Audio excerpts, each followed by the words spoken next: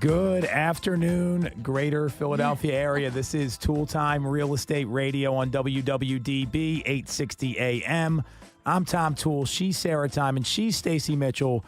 And we've got Gabe behind the camera, and we all work at the Tom Toole Sales Group at RE/MAX Mainline, the number one RE/MAX team in Pennsylvania since 2018. And we've got a lot to unpack today, a lot of housing data, predators and prey in the real estate market, and then a fun segment at the end. So my voice sounds like garbage right now, so hopefully the ladies can help us out today. So let's get right into it. And again, we're streaming live every week on Facebook, YouTube, and Instagram if you want to tune in.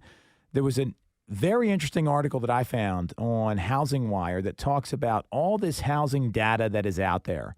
And my observation, and please chime in, ladies, if you're seeing the same thing, nobody knows what's going on when they look at these headlines and they finally read the data. It tends to make a lot of sense, but there is like a doom and gloom picture painted of what's going on now and what's going to happen in 2023. Are you guys seeing the same thing with your clients? What are people saying to you? I'd love to take your temperature on this first before we get into the silver lining in some of these home sales reports. Yeah, I mean, I think a lot of the things that I'm hearing are, which we know is not going to be the case, but that the market is going to crash, that the home values are going to go down, that they're going to get in with, they're going to overpay and have this high interest rate, and they're going to like lose money on the investment. That's exactly what I'm hearing. Definitely the housing market's going to just collapse, and home prices are just going to tumble. I don't know where to, but they're going to just drop. And they don't want to overpay on something that they're going to have zero equity in. And they're convinced that once the housing market collapses, the interest rates will drop too. And then they'll get the deal. So what is a deal? Like, what do these people think a deal is? Has anyone actually defined that? I guess they want to pay, $150,000 on a 4-bedroom, 3-bath, single-family home on an acre of land. I don't know what the deal is. I wish they would tell me. And, when I ask them that, they're like, they don't really answer that question either. Right, because I think that they don't always know what they think the deal is. Because the deal isn't necessarily, like sometimes I think it's like if they get it like under list, like they would consider that a deal. Well, what if it's overpriced as a listing? Then is it still a deal if you get it under? Like, it should really be based off of comps and, other information out there. But so it doesn't always really line up for like, oh, that's going to count as a deal. But like this one that you get that was priced really below market value that maybe you went a little bit over, but like price-wise makes sense, isn't, Right. So I think you defined it right there. A lot of people think a deal means just like negotiating with somebody. And in reality, when the listing's overpriced, maybe you're not getting a deal. Although I argue that's where buyers can do the best, is if they make an offer on a listing that's priced too high, because most buyers are afraid to do that. So that would be number one. Secondly, I don't think anyone really knows what's going on right now. And I think that there's a lot of caution and there's a lot of nervousness in the marketplace that's causing hesitation for people that would normally be more likely to transact. Is that accurate, or is that what you're seeing before we get into some of this data? Yeah. Yeah, definitely. People are just nervous about what's happening, not only with the stock market, they're watching their 401ks, but also with the interest rates. So there's a lot of hesitation. They do know, the folks that I'm working with that are currently renting, they have an understanding that their rents are going to go up, and they're not happy about that either. So I think that for them, they feel like they're stuck between a rock and a hard place, and they really don't know which direction to go. So they just, what is that, analysis paralysis kind of thing? They just stay right where they are. Right. And even if they know that rent's going to go up, that them paying rent isn't going towards any type of ownership or like, anything that's going to build something for themselves, I think in some cases it feels temporary. Like they can get out whenever they want, and that they haven't like made a mistake, even though in staying there, that in itself could be the mistake. Correct. Well, and I think the hesitation is hurting people. I mean, there's so many folks we've talked to that said, I'm waiting for, the market to calm down, then rates doubled, right? So it cost them a ton of money. So that's a really great observation. So let's get into the data here and what they're actually talking about. And I think this is one of the hardest things agents have to do, is take all this data that is pretty involved. It's pretty analytical. Sarah, are you an analytical person? Nope. Nope. Stacey, what about you? How analytical are you? Not very. So I'm probably the most analytical of us all, and I'm not an analytical personality by design, right? So I understand numbers and can make them work. And the biggest challenge agents have is taking all this data and explaining it to people in things they can understand. Right. I mean, I'm so clear that's the issue. It's like when you go to your accountant, I don't need to know what like journal entry rule number 352 says. I just need to know what I'm paying in my taxes and what I need to do. So Logan Madashami from Housing Wire, he talked about some data that got released last week from the National Association of Realtors that showed there was a 23.8% decline in existing home sales in September, and inventory has now fallen in back-to-back reports. I don't totally agree with that because you got to look locally, and locally we've seen inventory come up a bit, and I think that's really important to acknowledge. And so what Logan's done, and he's a pretty smart guy. We use his articles a lot on the show to kind of explain what's happening. He's labeled this as a savagely unhealthy housing market because inventory is breaking all-time lows, and it's causing forced bidding and days on market to collapse, which, you know, it burns on people. It grinds on people. I think some buyers just don't want to deal with it. Mm-hmm. So what's happened is, as he cites this in the article, is that mortgage rates, he thought once they broke above like 4%, we'd see some problems, but now they're above 7%. And sales are declining faster than we've seen in the past as kind of a knee-jerk reaction here because affordability's down and massive price gains are up since 2020. So there's all these things happening that have caused this hesitation. And when you see the number of home sales decrease, although they're only 1% below the historical average, so I don't think they're down that much. They're just down from 2020. There's hesitation in the market. So that's what he breaks down here. Anything I missed, ladies? I thought that was pretty to the point in layman's terms, right? Right. So there's a silver lining that he calls for here, and this is what I want to get your opinion on, is that the days on market growth that's happened, it hasn't happened in a while. And having a lot of housing options is always a plus for the market, and we haven't really seen that since 2020. So if we were back to 2019 inventory levels, which we're not there yet, and that would be inventory climbing towards like the 1.52 to 1.93 million nationally, then all of a sudden the market might be poised for a rebound where people are more apt to transact and more apt to jump in because they have more options. What do you think about that? I find that pretty interesting. And to give people some perspective, we're about 250,000 homes short of getting to that number. Do you think that kind of inventory bump, and basically right now we're at like a month's supply of inventory. So let me do some math here. So we take that 0.25 that he's talking about, divided by 1.25. So it'd be about a 20% jump in inventory. If we saw a 20% jump in inventory, would that get your buyers or sellers excited about seeing what their options are?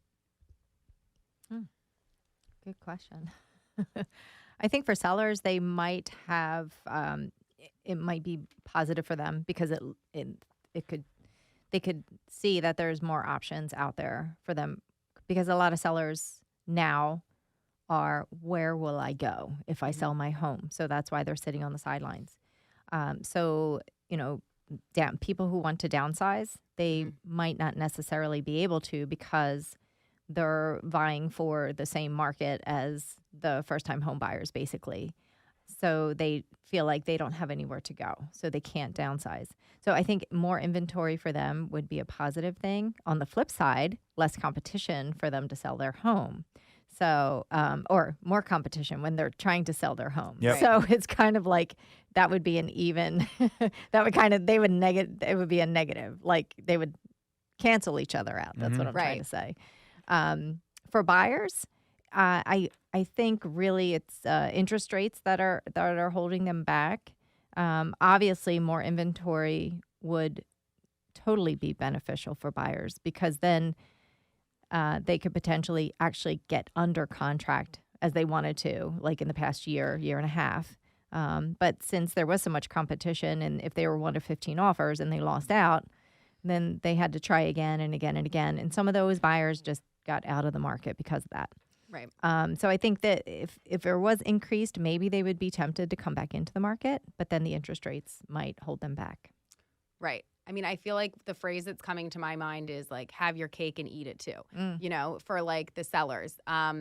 Absolutely having more inventory out there, because one of the biggest things that you do here is, where will I go if I were to sell mine? So now maybe there is more competition out there in terms of your home. You might not get as many offers. It might take a little bit longer to sell it, but then on the flip side, that'll translate over to you on the other end, just like when you potentially had no competition and would have gotten these peak offers. Great, but then you're having to do the same. It balances there for like what you're doing on both like the selling end and the buying end. And absolutely for buyers, the increase in inventory is only going to be beneficial for them. It gives them more options. It gives them more, as we were talking about, days on market. It gives them like a second longer to think about it. They're potentially looking at less competition per offer that they put in. But as you said, Stacey, if they've kind of been through the ringer and just like emotionally checked out from the process for a bit, even if you explain what's going on and why it could be different this time, they may just not be up for it. But then that also would be somebody that's not super motivated to make the move, because I think that there's always reasons to pause, just like there's always reasons to move forward. It all depends on what your motivation is. Well, and part of this here too, there was a really great piece of data that Keeping Current Matters put out of the supply and demand ratio changing quickly. And to me, this is really important here because it's not just inventory coming up, but some buyers just they've pulled out of the market. So we've seen active listings year over year through September, according to Showing Time and Realtor.com, they're up 26.9%. So we've seen a big jump in listing inventory, and at the same time, we've seen showings decrease by 12.2%. So there's a delta of almost 40% where the market's moved in favor of people trying to find a home. That's made the market more healthy. And if you can communicate that to folks, maybe all of a sudden that changes their opinion. Like if I saw, here's the chart. I don't know if you guys saw it, but okay, so showings are down, and that's a major movement in the marketplace there. So that's the kind of stuff that I feel like people don't realize. Like if you told that to a buyer that inventory's up almost 27%, would they believe you right now? No. I don't think so. And if you told them competition's down or showing activity's down or buyers are down 12.2%, do you think they believe you? No. Yeah. I don't think so. And this is the problem because it's everyone says there's no inventory and there's no this and there's no that, and they don't know the actual data of what's going on. And to me, this is where I think a lot of people get jammed up because they don't know what to believe in a lot of cases. Mm-hmm. Mm-hmm. They just know their experience. Yeah. And their 100%. experience is that they're confronted with multiple offer situations on the houses that they want for the most part. And so if you try to tell them that inventory is actually up, they'll be like, no, it's not, because every time I look, I can't see anything in the house that does come on the market that I love. I'm confronted with all these multiple offers. So, Right. yeah, it's hard for that to, ring true to them. Mm-hmm. Well, it's a problem because most agents say, yeah, you're right, or yeah, there is no inventory, or it's tough out there. And what you say really does matter. And a lot of folks just aren't in a spot where they're able to constantly communicate that effectively. And I think that's where the issue's coming in more than anything else, is that they don't know this data. So looking at this Housing Wire report, if days on market, even if it went like more than 30 days, and right now we're about 23 in the suburbs, it's higher than that in Philadelphia. And I think Philadelphia consumers are more apt to transact in a lot of places. And I think it's a little more of a kind of a stall there than it is in the suburbs. But like Chester County, it's the complete opposite, where there's very little out there. So if there was more inventory north of 30 days, would that get some of these people off the fence? Like how many sellers are you talking to right now that don't know where to go, and that's why they're not moving? The sellers that I'm talking to do have someplace to go. Okay. Yeah. So I Yeah. can't answer that question. Yeah.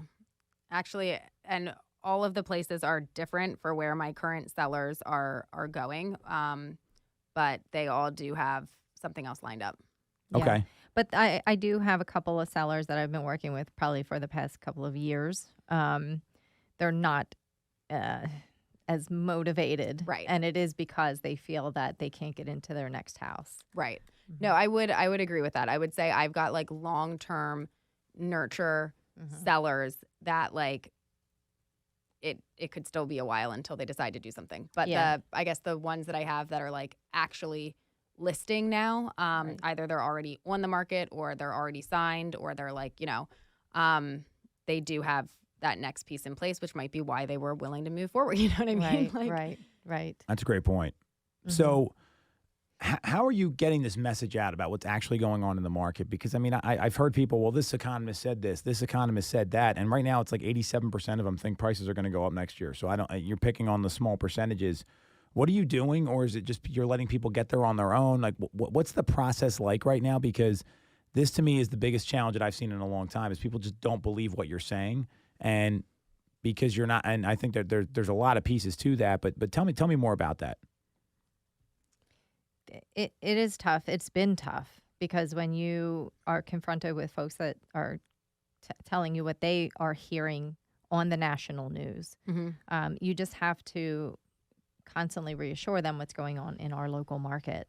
But again, if you haven't built that trust with them or there's not that rapport, they could still look at you and think that, you don't know what the hell you're talking about. So, which sometimes you can see that in their eyes. They're looking at you like, no, that's not true because it's going to collapse. It's going to be over. And, because my uncle told me that. Right. So they trust in their family and friends before they trust in you if you haven't built that rapport. Right. Yeah. I mean, I think the rapport goes a long way into trustworthiness and how open they are to hearing what it is that you're telling them. I think that also different personality types, I feel like take to the news better or if there's somebody that's like, nope, this is what's going on. I know exactly what's up. I mean, you can give them all the data that you want, but it may just take a bit more time.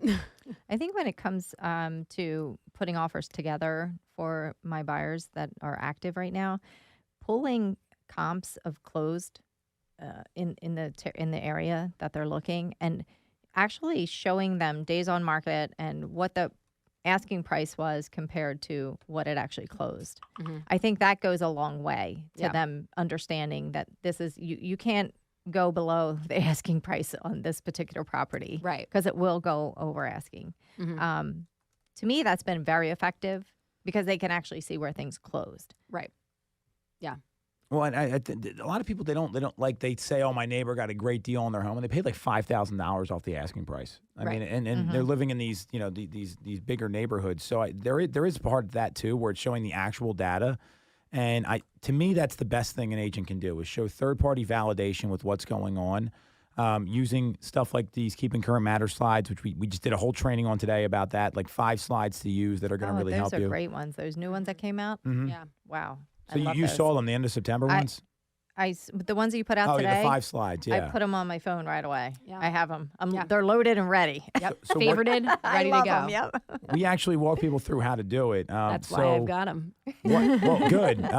So how do you utilize those? So to give just a quick idea here for agents. So we had 5 slides we put out there. One was lending standards in terms of product risk versus borrower risk from the early 2000s up until now. What home values do during recessions, forecasts of the market from 2024 to 2026, median asking rent since 1988 and how it's going up, and then the supply and demand ratio. So what would be your plan? Like, are these just on demand for people? Are you getting proactive with them? What would you do there, Stace? Oh, these will be on the ready. I can text my clients. I can show them if we're standing there. I love the median asking rent since 1988. That one is very dramatic. If you look at that chart right there, it's very dramatic. And the supply and demand ratio quickly changing. I mean, that just shows you right there the increase in the listings and the decrease in the showings. So I think that these are just tremendous. They're quick. They're easy to decipher. It's valid data that you can quickly deliver right to your clients. Yeah. I love it. Yeah. I mean, I feel like these slides, you can utilize them in a couple different ways. I mean, if you're just out talking to a client, easy to pull up. If you are meeting a client for the first time and in your, maybe conversation before you went out to show them something, that they're renting, this is something that you could print off and actually put in along with the other information that you bring along. You can give people the piece that they need to know, and this could also be a good way to reach out to clients that, maybe have kind of fallen to the wayside or aren't really responding to stuff. Just giving like a general market update and including some, quick, easy to process, easy to look at information. I love the lending standards one also because that's I where agree. you can debunk the housing market's going to crash thing. Right. Because it is harder to get financing than it was before. Extremely harder. Right. How you know how hard it is? You actually have to provide all the documentation. Like this is the era of like no Right. doc loans and stated income and all these different things. And the rates would be higher, but people didn't care. They were just buying stuff. And and the thing I would do, we talked about this, was like film a quick video about each one of these and just send it to your clients. And then that way it can maybe reactivate some people that got some bad advice, like their uncle telling them what they thought about it. I mean, this was a real thing we talked about in the training where people were like, oh, my parents told me that this is what they're hearing and they don't agree. And they last bought a home in 1987. It's stuff like that. So Right. And I mean, and for like that, the lending standards piece too, I mean, in addition to when you're getting, your pre-qualification or whatever, and you go to put in your offers, like that's only the beginning part of that process. Like you're not getting the full way through to settlement if you can't afford that property. If you did, not provide all the documents or maybe not disclose everything, whether on purpose or by accident, like all of that gets discovered through as they're going through and doing the whole mortgage lending process. So by the time you get to settlement table, if they're issuing that mortgage, they're, you're qualified for it. That's really well said. And I think, and even, with that stuff, I think you have to tell people what's going on. That was something that was totally different than anything we've ever seen. And these folks just don't believe it. They think, it's another crash again. The same thing's going to happen. And everyone forgets we had a recession at the beginning of 2020. It's totally lost information.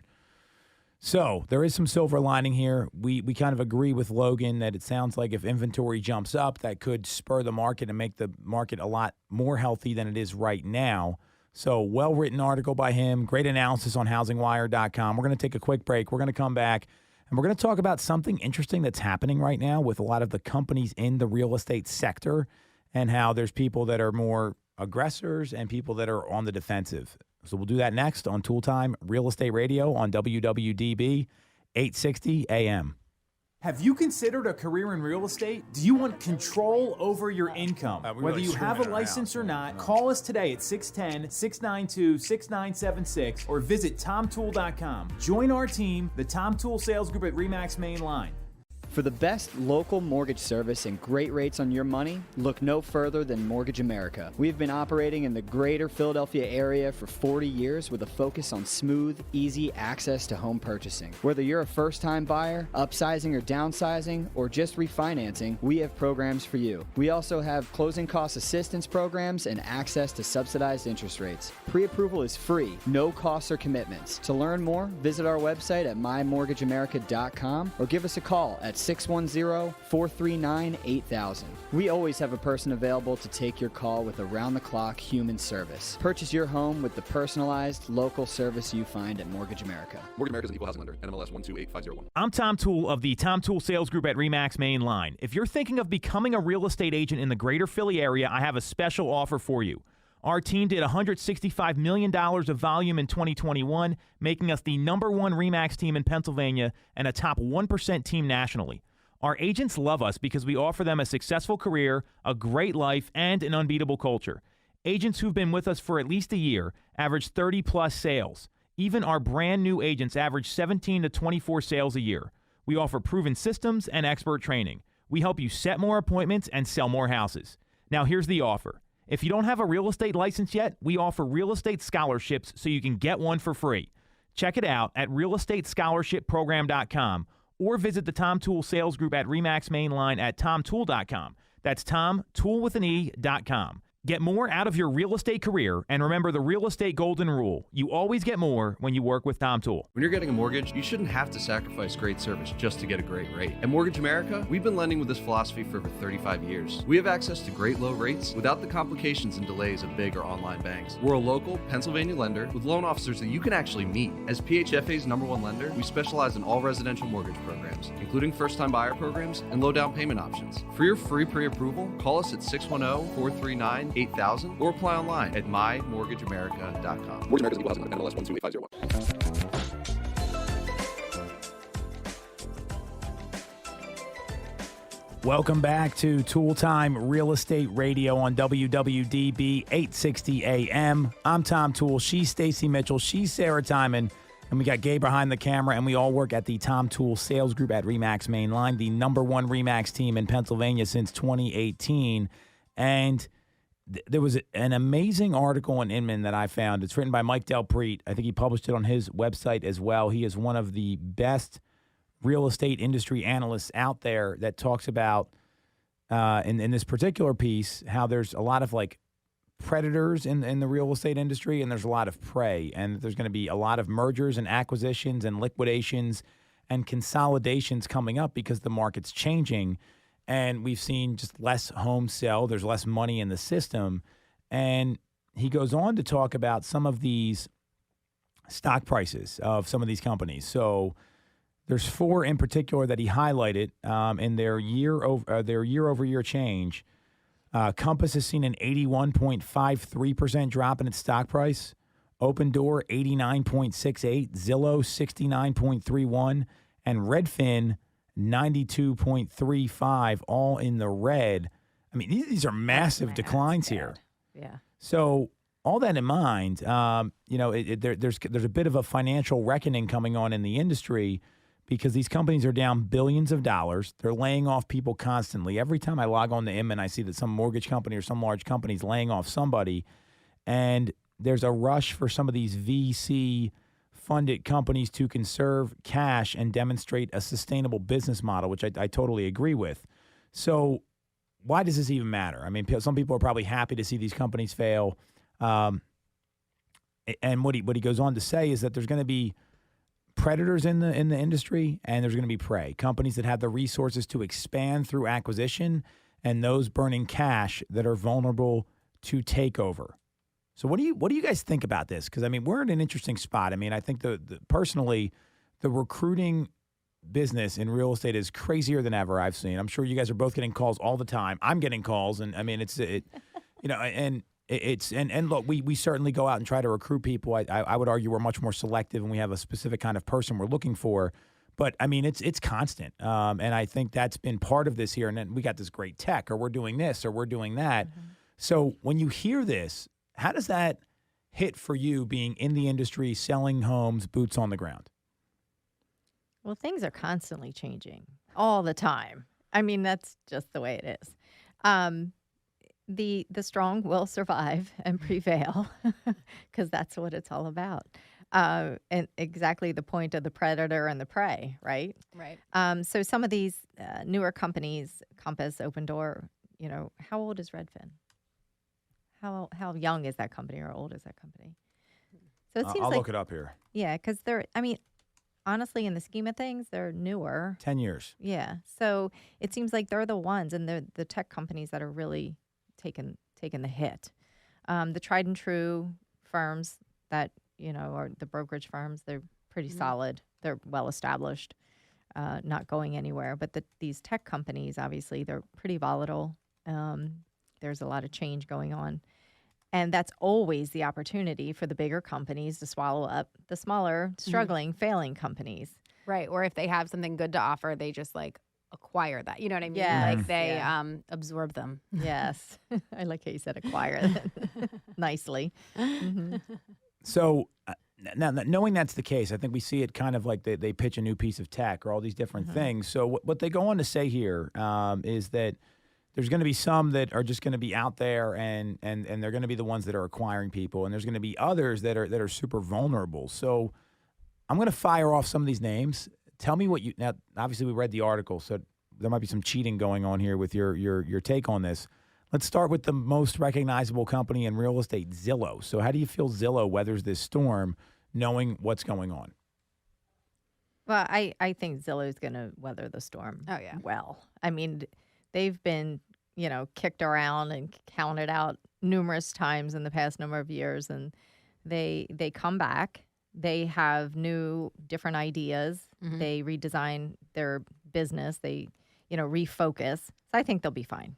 Right. I mean, and I think they are they're big enough, they're well known enough, they've got enough going on there that they can try different things and fail at different things and still have their head above water. And to like the common everyday person who isn't like necessarily following everything that Zillow's doing, they wouldn't even know that anything was like happening there, you know. And Zillow's a verb. I mean, it's like Right. Google. Oh, Like, yeah. you know, it's just Zillow it. Yeah. What's Zillow say? So, Right. you know, What's the Zestimate? right. Yes, people know it. So that's really good. I would also argue that Zillow has $2 billion plus in cash, which makes them way more bulletproof than some of these other companies when you look at their cash balances and their burn rate, which, if you don't know what burn rate means, it's how much money they're spending a month, no matter what happens. So I don't see Zillow going anywhere. I think they made adjustments about a year ago when they changed their business model and did some things, and they got back to what was working, which anyone listening to this show, if you're in real estate, just do more of what works and you're going to be fine. I think that's the big problem for a lot of people is they get away from the stuff that doesn't work. They have some crazy new idea. They don't test it out, and then it just goes horribly wrong, and their business is at zero. So Zillow, we think, is going to be okay. Rocket Mortgage. Talk to me about them. Ooh, I don't know. I'm not a fan because I've been on the side where it's been a difficult transaction with Rocket Mortgage. I'm always a fan of local lenders. I think so. I don't know, but people do utilize those. You know, they see the ads on TV. They see, you know, the pop-ups on their feeds. So, and it just makes it so easy to apply right online. So I can see why users would be more prone to utilize the services. Although I wonder what the rate there is, though, of people that apply for it or to get like their pre-qual so that they can submit an offer, but then ultimately don't end up using them. That's a good, I would love to hear that. Because I feel like there will always be people who quickly in a pinch are like, oh yeah, and then, or maybe without even realizing that they're, maybe not picking the best lender, but like it's quick. You don't have to like get on the phone. Like you can just like do. Yep. And then, once they get under contract, because you've got 7 days to apply for the mortgage. And once you've had a chance, and now with days on market ticking up, it might not be so much of a thing where like, oh, all right, I saw this house today, but I only just realized I was in the market and now I've got to quick get my approval and blah, blah, blah. Like, yeah, I would just be curious to see what the percentage is that like follows through and actually uses them. So they could be on the verge of getting acquired. Okay. So I see Rocket Mortgage also has a lot of cash. They got just under $1 billion. Their branding, we can say I agree with you totally on their servicing loans and dealing with that and just being in the transaction. They're not great. They do have some referral partners like Zillow they work with agents. I think they're going to be tough to reckon with because of their cash position. I also know that the consumer is going to deserve a little better, and I think there's companies that could easily displace them, unlike some of these others on this list. So I think the right bank could come in there, or the right company with the right business model could come in there and knock them out. Because if you look at these on this chart that Mike Del Pre put together, they're the only mortgage company on there, right, which I found to be pretty interesting, even though Zillow is trying to push home loans and that sort of stuff. CoStar. What about CoStar? What do you think about CoStar? Well, it looks like they have a ton of cash. Just under $4 billion. So the most on the list here. Wow.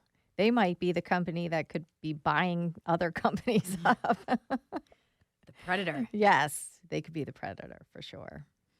I'm curious if they're going to enter the residential space. I think that's kind of an unknown right now. They've had some drama at their company, and all that stuff happens. I don't think they're going anywhere because they have the commercial space on lockdown. So I don't see that happening anytime soon. And their market cap is super high. So I'm good with them. The last one on here, well, there's two. First American Title and Open Door. So which one do you want to tackle first? First American Title. So what do you think about them? Well, they do have a lot of cash. So it seems like they could survive. Wait, are they who's offering the appraisal gap coverage? That's Tomo. That's a mortgage company. Okay. Tomo's not on the list. Yeah, I think First American, I think they'll survive. I mean, they are a huge title company. Yep. I mean, they underwrite a lot of our stuff, Yes, and they they're one do. of like the big four that are out there. So I give them a lot of credit because they're actually on the list, number one. They have a lot of cash, and that's a sustainable business. You're going to have to see some legislation happen for laws to change that you don't need title anymore, or the rates can't be fixed by the state. So I think they have one of the better models on here because it's pretty sustainable. Like it's something that people need whether they like it or not. Right, right. Most people wouldn't know what the First American was, Mhm. what they do, because you don't know who they are until you have to actually get title insurance. Right. Mm-hmm. All right, last one, Open Door. This is probably the most controversial, and the reason we broke these down this way, just to give everyone some clarity, is these are folks that have close to $1 billion or more on their cash balance sheet as of the second quarter. Boy, their stock dropped the most. They had a 90%, almost 90% drop in their stock. Wow. Yeah. But they do have a lot of cash, so they can probably sustain and weather the storm. Yeah, I would agree. I mean, that is interesting when you look at that drop. Huge. Yeah, that is very substantial. But I mean, given the amount of cash they have, and if the basis of this article, I think, was saying that like if you've got the cash to ride it out, you'll be, you should be able to pull through. But it does say that they're entering 2 quarters of massive financial losses. Where's that coming from? Well, they're not going to be able to sell their homes at a profit anymore. Is what's happened. I mean, they were, they're. It's pretty clear that what's going to be happening is that they're going to be just getting killed the next 2 quarters because I mean, look at Zillow's iBuyer business. They've weathered the storm. They had a lot more cash. It's an outlier, and I don't know that they're going to be in a position to be able to acquire any other companies. And the iBuyer is just not as sexy as it was because these people now are realizing. I mean, the off MLS study for Bright says you get 13% more just by going to the market. That's almost exactly what these iBuyers charge in fees. So not only do they offer you a lesser price, but then there's like 13% more of fees. So you're really taking 26% less. And now there's folks that you can get like contingencies accepted, and I think there's people out there looking for like more fix and flips than there have been. So I don't know that they're going to be able to continue with the model that they had. I mean, they never really penetrated the Northeast anyway, so I don't know that it's as viable here as it is down in like Florida and other places. Yeah, I noticed that there are some investors coming back into the market too for the fix and flip. So they seem like the biggest outlier here out of all of them. Yep. So then there's the businesses that people that Mike identifies as people with a cash burn problem, or that they just have a high cash burn and they don't keep a lot in the bank. So the first one they identify as Compass, which I mean they've you look at their cash balance since Q2 of 2021, it went from just under 900 million to less than 300 million in 2 years, and obviously their stock price is down 81% or something like. I think it IPO'd at like 18. Now it's down to $2.46. wow. I wouldn't want to own that stock. No, and wasn't that some options? It wasn't that like Well, that was their recruitment tactic. yes, Yeah. So I mean, I hope those people who joined Compass took the cash. I mean, because right, not the stock they option. took the stock. Right. I mean, you just lost what's right. IPO'd at 18. Let me break out the calculator here. So Yeah, I don't know. It doesn't look good for them I mean, here. that's an 88% decline Ooh, ow. overall. So what they taught, and there's other companies on here too. It's not just them. Redfin's another one. Redfin is totally in the red. Then there's other companies that are listed on here like Douglas Elliman or EXP or OfferPad. Those companies don't have as much debt. They don't have so they don't have as high of a cash burn. And I think it's the ones that are spending money are the ones that are the biggest, most vulnerable companies out of all of them. And so what happens with companies like this? I mean, and this is what Mike kind of talks about, where the severity of the situation depends on when they last raised money, how quickly they're spending it, how much they have in the bank, and if they don't have at least 12 months of runway. And I think that's a concern for them because there's a lot of people just spending like tons and tons of money here. And I don't know where they expect the profits to come from when you see the number of home sales are down 18, 19%. That was the model they were projecting. Not that it's bad for realtors.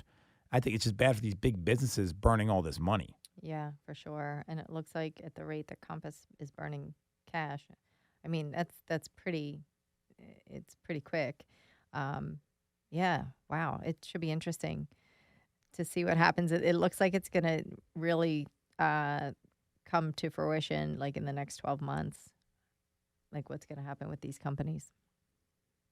Are they Right. going to be the prey? Right. Yeah. Well, and I'm sure, like, people keep things pretty tight, but, like, for some of these companies that are really spending a lot, is there some cool rollout that they're going to be putting out soon that they know that they're burning it quickly now, but with the hopes that it's, and, that's kind of like a factor of business, but, Right. Do they have plans to change their business model with the changing market? Right. I think the concern here with a lot of these companies is they were built for only good markets. And when you get into a market like this, they don't know how to do it. They don't know. They don't have the playbook. And it's it's always it's always exciting building these companies and having a lot of volume.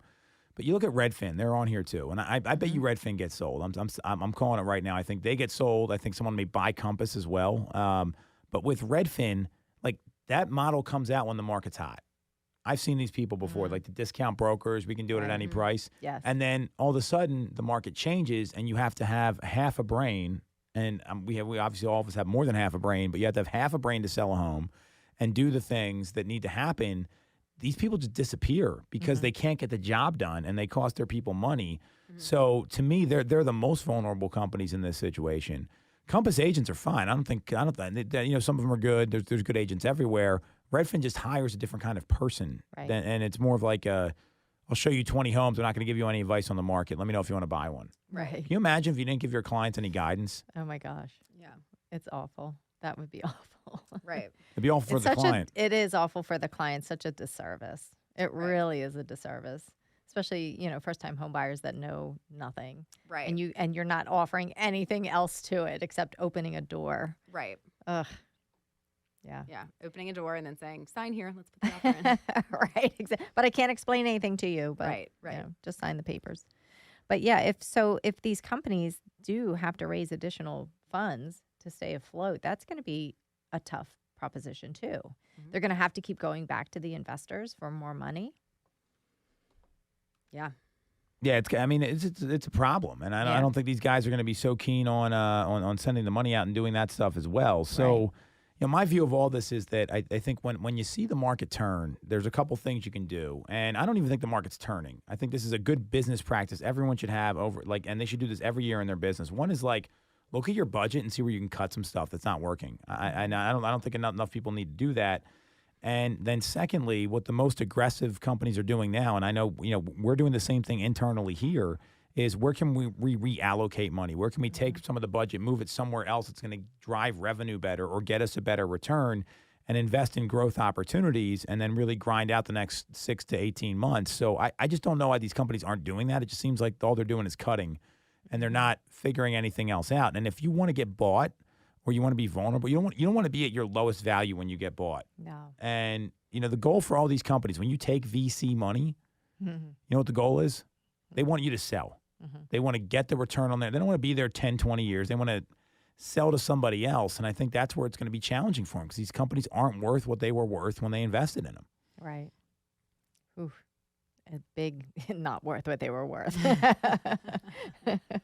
Well, and it comes back to like the flywheel concept, right? So I think a lot of like companies, and you see this, and we're the flywheel. This comes from good to great, where it's like you got this big like stone wheel you're trying to turn, and it's like continued effort over time. Like it's one push, like you push it every day. It's not going to start moving as fast as you want it until like you're in like day 500, right? And then it's just continued momentum. A lot of times this is more of like the doom loop concept, where people want to spend their way to success. They want to bypass the buildup. They want to have these like amazing companies that come out of nowhere. Every great company, it looks great at the end when you see them in like year 18, but they didn't see years 1 through 15, where there was all the hard work happening and people didn't know who the heck they were, right? So I think that's as much of this as anything else. And these are the people that are going to get bought. You said yourself, Redfin's a young company. Yeah. Right? I mean, so I think that's a great example here of what he's talking about. So do you think any of these guys get bought? Guys meaning companies. Do you think any of these companies get bought or change hands here? I definitely think that Redfin will. That's and I still think Rocket Mortgage. I don't know, but they could be taken over but still use the branding. Right. Because their branding is great. Everybody knows. But Right. but a bigger company could take them over. Right. Yeah. I mean, I think I would agree with Stacey here. I think Redfin probably is at the biggest, is maybe the most vulnerable of these that were listed. And yeah, and I mean, also agree with Stacey that, like, I mean, the name Rocket Mortgage is huge, but you know, of all the ones that are on the list, I mean, when I have like a client that comes in with like a Rocket Mortgage as their lender, I'm just like, But another bigger lender could take over, but Right. just keep that side of the brand because they did, really brand it well. yeah, And it's so easy just to log in. So they could capitalize on that. right. I think that's a great point. I mean, sometimes you get it's like, I think someone could buy it, or it's like when WorldCom rebranded. Remember, that was like the first rebrand that's out there. So I think that's really important to look at. So I Keep an eye out for their Super Bowl commercial. That was a good Super Bowl commercial. Yeah. Was that the Barbie Dream House? Yes, exactly. That might be the best thing they've done. That was. Everybody knows that. So we think a couple of these guys get bought. I totally agree. And I think you're going to see more and more of this. And what's going to happen is the cream is going to rise to the top here over the next year. And the agents especially, I would look at your business individually. The same thing. Where can you cut the fat? Where can we drive revenue and some more activities? Because that's going to go a long way. Mm-hmm. This would be a small fat cut, but how often are you using Supra boxes? Not that often. There was a time period there where I feel like, definitely pretty frequently. Now, like, I haven't used one in, I feel like, months, and every month you see that little payment come out. I mean, it's not like a huge one, but it's still just Maybe like when you haven't used it, twice. it's like, Yeah, maybe What am I twice a doing here? month. Exactly. It's Yeah. not that often. We're lock boxes, and some of the lock boxes are pretty ancient. right, Yeah. right. Yeah. They're like the combination one. Mhm. Yes. Yeah, like the middle school locker. Yeah. That's exactly right. Well, and a lot of agents like in Delaware County, they won't even buy them. And then we used to have to meet the people out there, and I'm like, well, I have no time to do this at the listing. So I don't disagree with you on that. Those lock boxes are widely used across the country. It's just the people here apparently don't use them, Yeah. which is crazy to me. Yeah. So anyway, that's a story for another time. So we're going to take a quick break. We're going to come back. We've got a little bit of a different type of segment we're going to talk about. Real estate Halloween costumes, good ideas, bad ideas. These things have been floating around all over the internet, so I thought we'd talk about it. This is Tool Time Real Estate Radio on WWDB 860 AM. You shouldn't have to deal with all the red tape when getting your mortgage from a big or online bank. At Mortgage America, we have access to big bank money, but with the personalized and detailed service of a local bank. We are here in your community and ready to serve with fast settlements, low down payment options, and first-time homebuyer programs. Pre-approval is free, no costs or commitments. For more information, visit our website at mymortgageamerica.com or give us a call at 610-439-8000. Mortgage America's equal housing lender, NMLS 128501. The Tom Toole Sales Group is the #1 RE/MAX team in Pennsylvania with over $165 million in volume for 2021.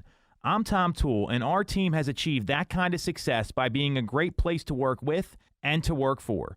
No one knows Greater Philly better than we do. We know real estate, but more importantly, we're real people. We hire the best agents, and we give them all the tools to succeed. Even our brand new agents sell 17 to 24 homes a year because our team delivers the best experience in real estate. Teams deliver a better experience than individuals, and we're a top 1% real estate team in the country. We call it AAA service. We're your advocate, ally, and advisor. Because this isn't a transaction to us, it's a relationship. If you're buying or selling a home, call the Tom Toole Sales Group at RE/MAX main line at 610-692-6976 or visit tomtoole.com. That's tomtoole.com. Sell your home for more, and remember the real estate golden rule. You always get more when you work with Tom Toole. Have you considered a career in real estate? Do you want control over your income? Whether you have a license or not, call us today at 610-692-6976 or visit tomtoole.com. Join our team, the Tom Toole Sales Group at RE/MAX main line.